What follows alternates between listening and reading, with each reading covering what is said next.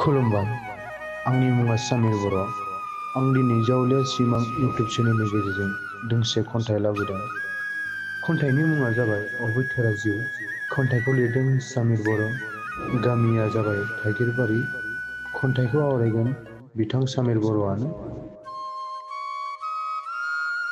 जागायबाय। सुबुंनि बे अबैथोरा जिउ, रावबो बुंस' हाया माला मा खैफोद फैगोन आरो जिउ गोमालांगोन।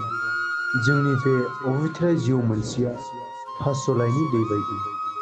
बे अबथोरा जिउ मोनसेयावनो सोरबा मोनदों हाजासे लाथ्र'हायै खुसि, सोरबाबा मोनदों लाथ्र'हायै मेगनाव दुखुनि मोदै, आरो सोरबाबा मोनदों जाख'हायै रां रुफा, सोरबाबा मोनदों जानो गैयै दुखुथिया न'खर।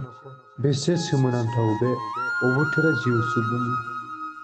नाथाय जेबोला बे सुबुंनि अबैथोरा जिउआ गोमालाङोबोला गासैखौबो गारनानै हारसिं थांनो गोनां जायो।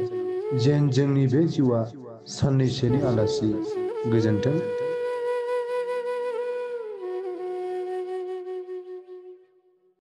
भिडिअखौ मोजां मोनदोंब्ला लाइक, शेयार आरो कमेन्ट खालामदो।